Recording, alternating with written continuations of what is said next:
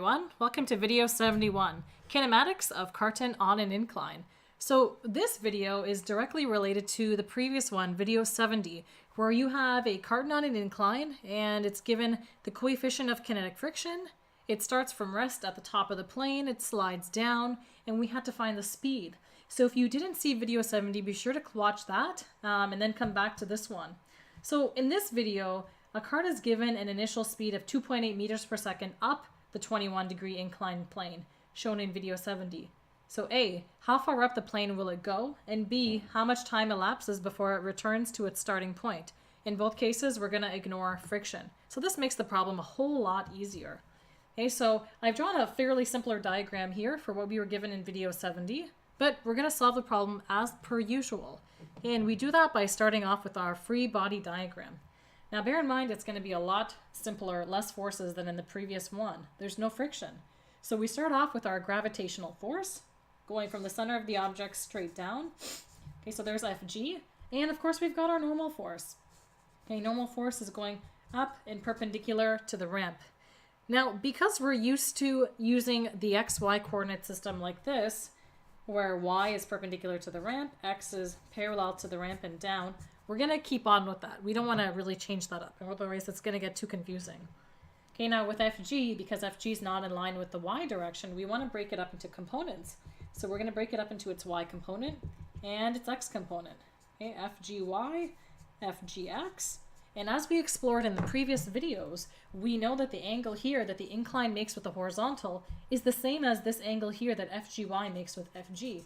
These two are the same angle. And it just takes a simple bit of geometry to determine that. Okay, so part A, how far up the plane will it go? Okay, so the idea is this. It's given a push and its initial speed is 2.8 meters per second. Now, okay, you might say there's a push, so technically there's a force. But a force is only applied onto this object, an applied force, as long as the hand or whatever it is that's pushing the box is still in contact with it. So the second that hand lets go, there's no more of that push force on it. And this is what the problem is suggesting, that when your hand lets go, it's given this initial speed up the ramp. Okay, so that 2.8 meters per second, that's V naught. That's your initial speed. Okay, so this is going to be given a push up the incline. It's going to go up the incline and it's going to stop somewhere, right? It's going to reach that point and it's going to stop. So that means the final speed up the ramp, V, is going to be equal to 0 meters per second. Okay, so V naught, initial speed, V final is V, 0 meters per second. Now, how far up the plane will it go? So you know what this is? This is a kinematics problem. Okay, so you're given initial speed, final speed, okay? You're looking for how far up the ramp it goes. Okay, so you're looking for your delta x here. So what are you really missing from this? You're missing acceleration. And acceleration we're going to find using Newton's second law. Okay, so for part A, we're going to go ahead and do our Newton's second law in the x direction. F net x equals max. We're looking for max. And the easy thing about this problem is there's only one force in the x direction. It's just Fgx. So replace that with Fgx equals max. Okay, so now if you don't know how to simplify Fgx, be sure to check out videos 70 and 69 as I show you in detail how to determine those components. Okay, so Fgx is going to be Fg, which is also known as mg, sine theta, which is equal to max. Now look, check out what happens next. You've got mass on both sides. That cancels out. So you're left with, so I'm going to bring the ax to the left, the g sine theta to the right. You get ax is equal to g sine theta. Okay, very convenient. Plug in your numbers. G is your usual 9.8 meters per second squared. Your angle is the same as the previous video, 21 degrees. And when you punch that in your calculator, you are going to get acceleration is 3.51 meters per second squared. Okay, so now you've got acceleration. You're looking for delta x. You've got final v. You've got initial v.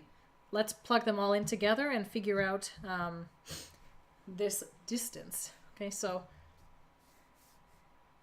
2a delta x equals v final squared minus v initial squared. And in this case, v is 0, the final speed. That's 0. So this disappears. Okay. let's do this. Okay, so 2 times acceleration.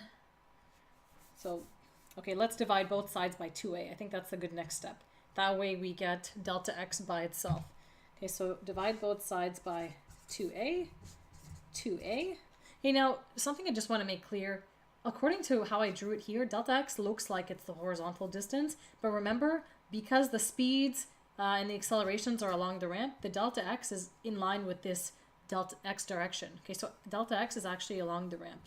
Okay, so, okay. So these cancel on the left, leaving you with delta x equals minus v naught squared over 2a. All right. Let's keep going. So delta x equals minus, and the speed up the ramp is 2.8 meters per second squared over 2a. Okay, your acceleration is 3.51 meters per second squared. Okay, punch that in your calculator and you are going to get delta x is minus 1.12. Okay, now in our problem, we're given the minimum of 2 sig figs, so we're going to round this to 2 sig figs, minus 1.1 meters. Okay, so that's how far up the ramp it goes. Now, if you're wondering why the answer is negative, remember this is a displacement in the x direction, right? So according to our definition, positive x is down the ramp. So if our answer is negative x, that means we're going up the ramp, right? Which is exactly where it's going. So this answer makes sense. Okay, so there we go. We got part A. Now part B says how much time elapses before it returns to the starting point. So this is the nice thing about physics. There's a lot of symmetry. Okay, so this box is going up the ramp, right? It starts off with a certain speed, reaches the speed of 0, and then on its way down, it starts with the speed of 0 and again reaches that speed, undergoing the same distance, same acceleration, achieving the same speed. So all we really need to do is find the time it takes for the carton to go up the hill and then double it. Okay, and we know all the other kinematics pieces. We know initial speed, final speed. We just found delta x and we earlier found the acceleration. So find the time for this box to go up the ramp, double it, and you're done. Okay, so here we go. So part B, okay, so we're going to use this kinematics equation, the definition of acceleration being change of speed over time. So v minus v naught over time. Okay, now rearranging this for time, the time and the acceleration switch spots. Okay, so t equals v minus v naught over a. So your speed is 0 at the top. Your v naught is 2.8 meters per second. And the acceleration, which we found, was 3.51 meters per second squared. Okay, so punching that in your calculator gives you t is equal to 0.79772 seconds.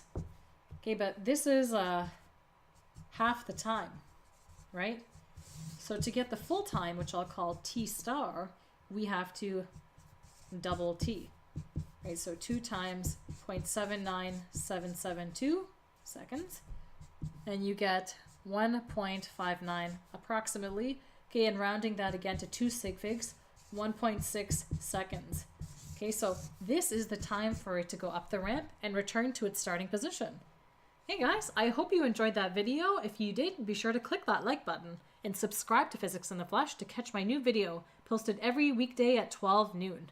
Alright guys, I will see you in the next video.